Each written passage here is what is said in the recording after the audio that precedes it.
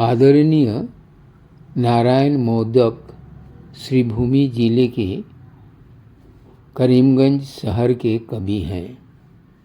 दीर्घकाल से साहित्य सेवा में लगे हैं। साहित्य संगठन का एक बड़ा संगठक रूप में जाने जाते हैं। श्री मोदक जी का परिचय विस्तृत क्षेत्र तक फैला हुआ है।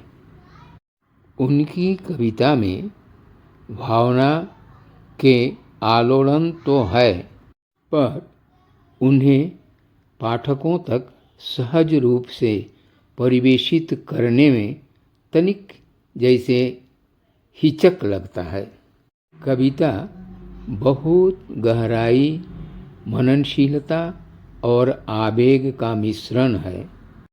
जीवन यापन के लिए अनेक कर्तव्य को निभाना पड़ता है, जिसलिए सृजनशील व्यक्ति पूरी अपने को सृजन में समर्पित करने में असमर्थ रहते हैं।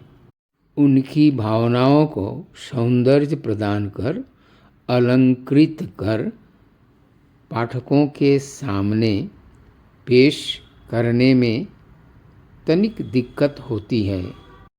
सुदीर्घ काल से साहित्य सेवा में लगे हैं।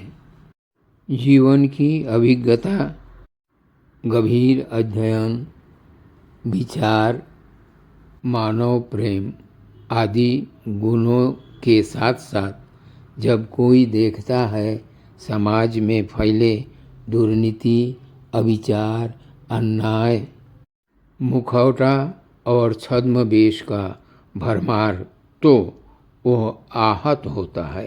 इतना विह्वल हो जाता है कि अपनी भावनाओं को तर्कीकरण के रूप में जनमन को साधारण भाव से आह्वान कर बता नहीं पाता क्या करना चाहिए, कैसे प्रतिवाद करना चाहिए, कैसे इन चीज़ों से छुटकारा मिलनी चाहिए।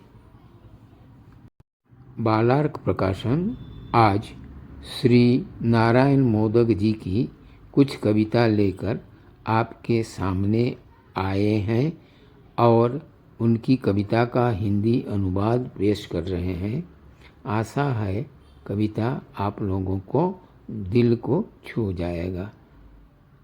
कृपया अपना सुझाव हमें भेजते रहिएगा। नमस्कार। आदरणीय नारायण मोदक जी की बांग्ला कविता का हिंदी रूपांतरण। अब रुक जाओ, काल के बोझ के उतार कर रख दो और आगे बढ़ना नहीं, वहीं रुको। यही समय है, भोर से पहले होता है गहन अंधकार। सर के ऊपर या दक्षिण की ओर ढला है चांद।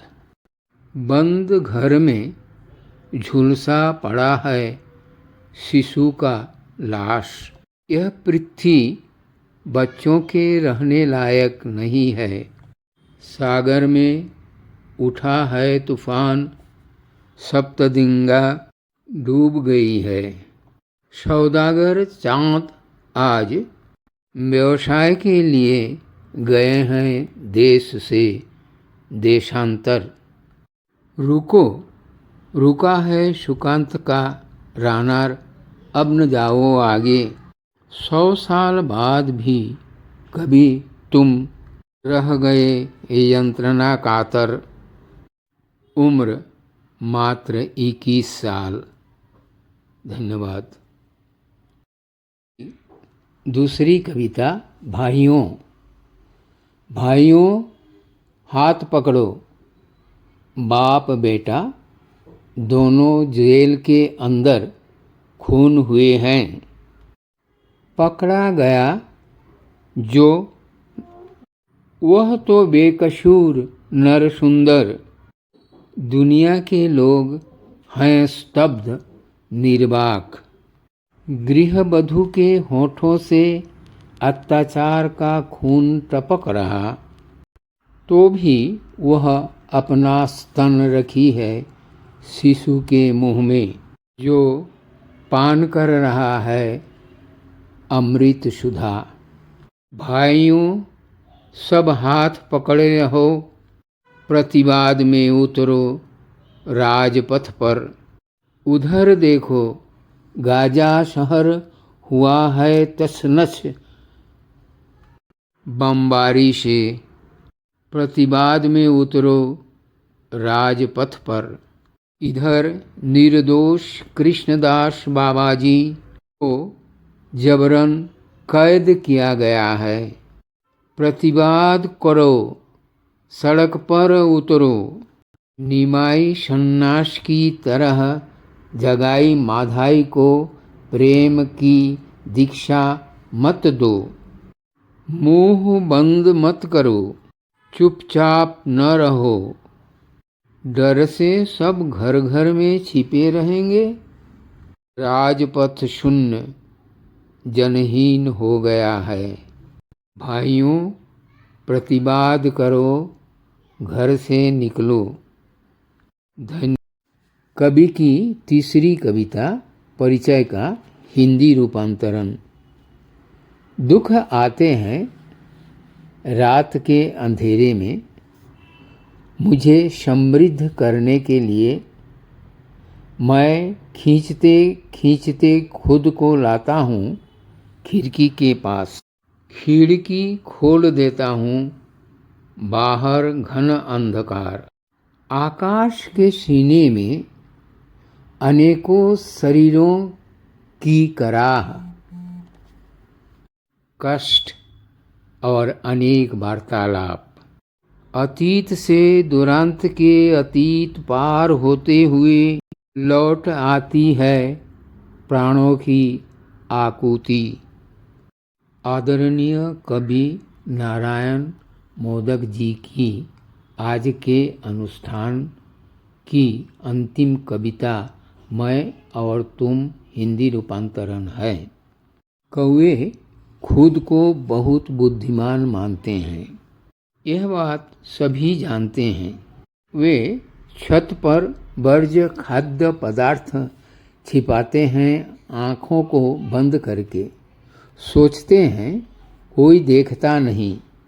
गुरु द्रोणाचार्य वीर श्रेष्ठ तो थे, अपनी पदमर्यादा को एकलव्य से गुरु दक्षिणा बाबद अंगूठा मांग रख न पाए। एकलव्य का गुरु भक्ति बेमिसाल है। युग कितने गुजर गए, कुरुक्षेत्र की मिट्टी खून का समुद्र बना था युद्ध का समय। द्रौपदी का प्रण था अपने खुले बाल को दुशासन के खून से धोएगी। युधिष्ठिर ने अपने गुरु से अर्धसत्य बोला था। गुरु द्रोणाचार्य पर अर्जुन ने किया वार। अश्वत्थामा अंधेरे में 5 पांडव सोच उनके पुत्र को किया हत्या। राजा धृतराष्ट्र अपने पुत्र प्रेम में सहते रहे उनके अत्याचार, अनुमोदन भी करते रहे। क्या कौवे को तरह हम भी आज काम करते हैं? हम सब बने हैं कौवा आज।